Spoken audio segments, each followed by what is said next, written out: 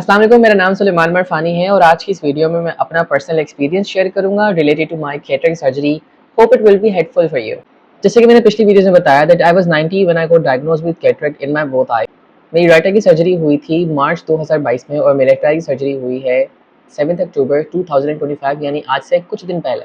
मेरी दोनों आंखों में मोनोफोकल लेंस इम्प्लांट किया गया, जिसका काम होता है दूर और करीब का डिस्टेंस दिखाना, लेकिन इतने करीब के लिए और पढ़ने लिखने के लिए आपको ग्लासेस लगाना लाजमी होता है। ये एक स्टैंडर्ड लेंस है जो मेरी आंख में इम्प्लांट की गई है, but you guys also can go for the premium option and you everyone must go for the premium option. मेरे साथ हाथ हो गया, that's why I didn't knew that and मुझे अब इस स्टैंडर्ड लेंस के साथ अपनी सारी जिंदगी निकालनी पड़ेगी because cataract surgery once in a life decision होता है। So go for the premium lenses जो मैंने अपनी पिछली वीडियो में डिस्क्राइब किया है, आप जाकर वो वीडियो देख सकते हैं। आपको मुझे पता कैसे चला कि मुझे आंखों में कैटरेक्ट था? बेसिकली मैं जब कॉलेज जाता था तो रोड पर बाइक चलती थी और मैं नॉर्मली रोशनी देखता था। जिस तरह सबकी आंखें नॉर्मली रोशनी में खुली होती थी, उसी तरह मेरी आंखें रोशनी में बंद हो जाया करती थी। मैं नॉर्मल लाइट नहीं देख सकता था। मतलब मैं अगर घर से ही बाहर निकलूँ तो नॉर्मल डे लाइट में भी मेरी आंखें नहीं खुलती थी, मेरी आंखें में जलन होती थी, पानी निकलना शुरू हो जाता था। तो मुझे पता नहीं था ये क्या है, लेकिन जब चेकअप करवाया तो पता चला कि दिस वाज अ कैटरेक्ट। इसके दौरान मुझे मेरा जो विजन था वो ब्लर होना शुरू हो गया था, मुझे चीज़ें क्लियर नज़र नहीं आती थी। मुझे वॉकिंग डिस्टेंस पे, मतलब मेरे सामने बंदा खड़ा होता था और उसका फेस में क्लियर नहीं देख पाता था कि वो बंदा कौन है। एक ब्लर सी हो जाती है लेंस, जैसे कि हमारे कैमरे पे कुछ हाथ लग जाए तो वो चीज़ ब्लर हो जाती है, फिर हमें उसे साफ़ करना पड़ता है। इसी तरह कैटरेक्ट हमारी आँख को ब्लर कर देता है और अगर इसका इलाज ना करवाया जाए तो ये काला पानी आंखों में उतर सकता है और परमानेंटली बीनाई ज़ाया हो सकती है। सर्जरी का जब पता चला तो हमने एक्चुअली पहले मेरे घर के पास एक क्लिनिक है, हमने वहाँ पे चेक करवाया। तो पता मुझे पहले यहीं से चला था कि मुझे दोनों आंखों में मोतिया है। फिर इसके बाद हम गए सदर में, एक बहुत बड़ा हॉस्पिटल है कराची सदर में। मैं हॉस्पिटल्स के नाम नहीं ले रहा बिकॉज आई डोंट नो मुझे लेने चाहिए या नहीं लेने चाहिए, क्या पता किसी का मसला वहाँ से ख़राब हो जाए तो वो बोले इन्होंने नाम लिया था। वहाँ से हमने चेक करवाया तो उन्होंने मुझे यही कहा कि दोनों आंखों में आपको कैटरेक्ट है। फिर हमने क्लिफ्टन में एक हॉस्पिटल में चेक करवाया। उन्होंने तो मेरे पैर तले ज़मीन खींच ली थी। उन्होंने मुझे कहा कि आपकी दोनों आंखों में मोतिया है। मुझे 25 साल का एक्सपीरियंस है कैटरेक्ट सर्जरीज तो मैं डील कर रही हूँ, लेकिन आज तक इस एज यानी 18, 19 या 20 साल की उम्र में मैंने कभी किसी का कैटरेक्ट डायग्नोस नहीं किया है, ना ही कभी सर्जरी की है। ये एज बहुत रेयर है कैटरेक्ट होने के लिए, वंस इन अ लाइफ को होता है। लाख में से किसी एक बंदे को या दो बंदों को कैटरेक्ट हो जाए, मिड एज में तो हो जाए, वरना ये नॉर्मली फॉर्म नहीं होता। और पॉसिबल है कि सर्जरी के बाद आपको आपके साथ तीन चीज़ें हों।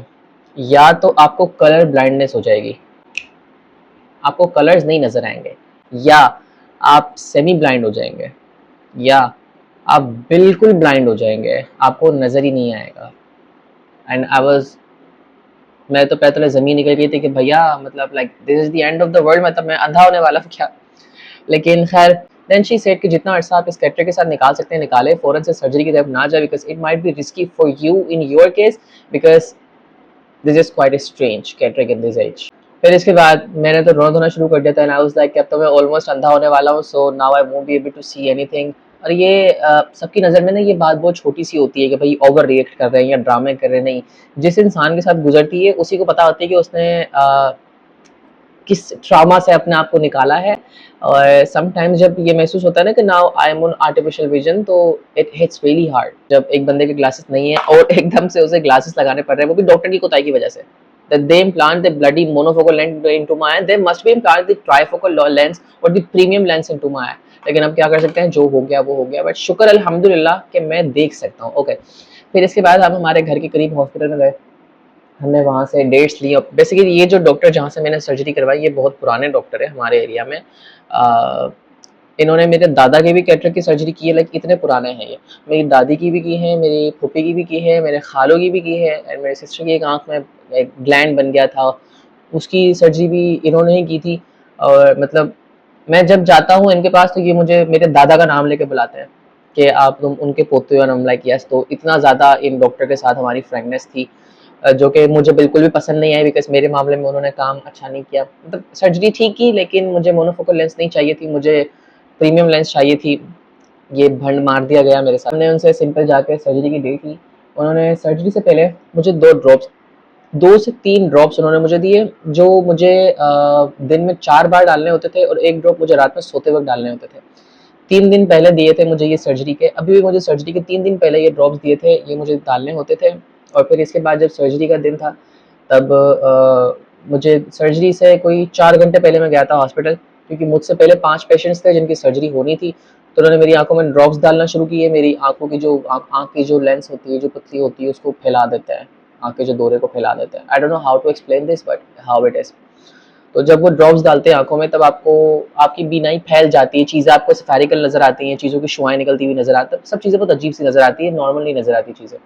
फिर उसके बाद मतलब वो सिंपली ड्रॉप्स डालते रहते हैं आधे-आधे घंटे के गैप से, 10-10 मिनट के गैप से।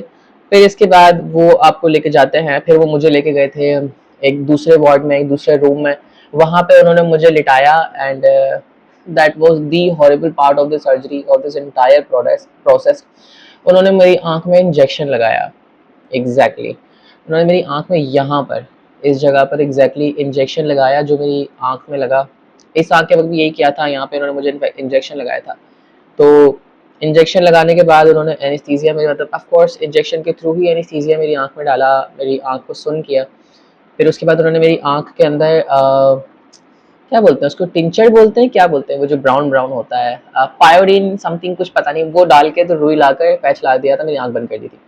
फिर उसके बाद जब वो पैच उन्होंने हटाया दूसरे ड्रॉप्स डालने के लिए, तो मैंने मोबाइल निकाल के अपने आप को देखा, मेरी आँख बिल्कुल डिसबैलेंस हो गई हुई थी। मेरी मतलब ये आँख फंक्शन कर रही थी और ये आँख मेरी हिली नहीं रही थी, बिल्कुल ऊपर लग गई थी। I was like damn what will happen now.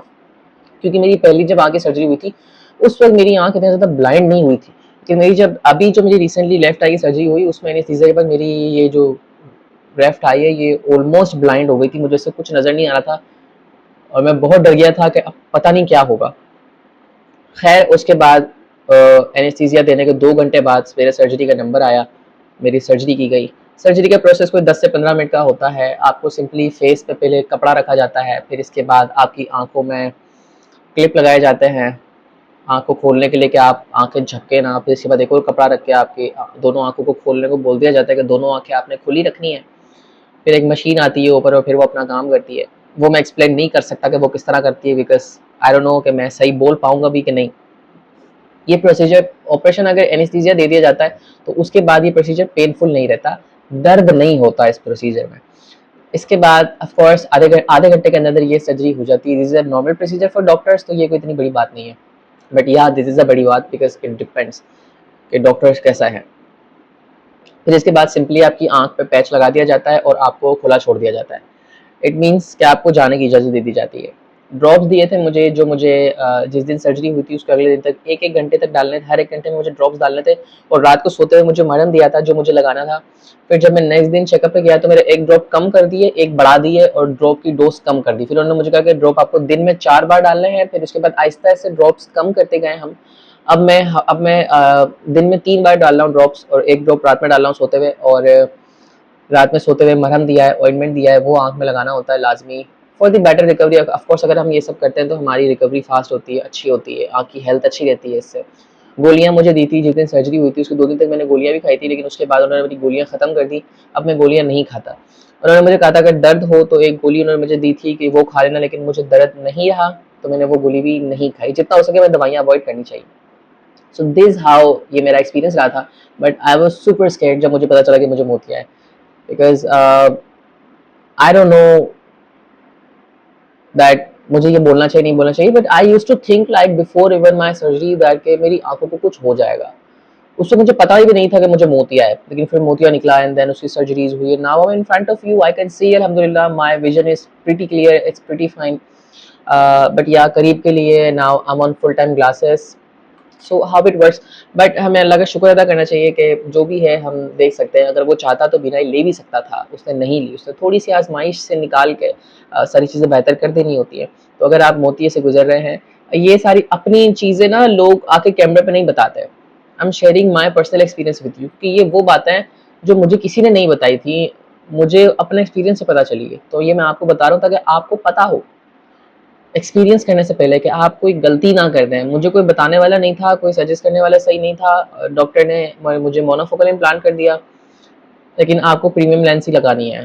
आपने मल्टीफोकल एंड ट्राइफोकल लेंस की तरफ ही जाना है, आपने स्टैंडर्ड लेंस की तरफ नहीं जाना। आपके रिलेटिव्स में किसी ने कैटरेक्ट सर्जरी वगैरह करवाई है तो उनके एक्सपीरियंस कैसे रहे हैं आप मुझे कमेंट में ज़रूर बता सकते हैं। And don't forget to subscribe to my channel, like this video, comment down below and share this with your friends, specially with दोस्त के जिनको कैटरेक्ट का इशू है। It will be very helpful for them और it will be really motivating for them. Thanks for watching, मिलते हैं अगली video में। अल्लाह हाफिज़।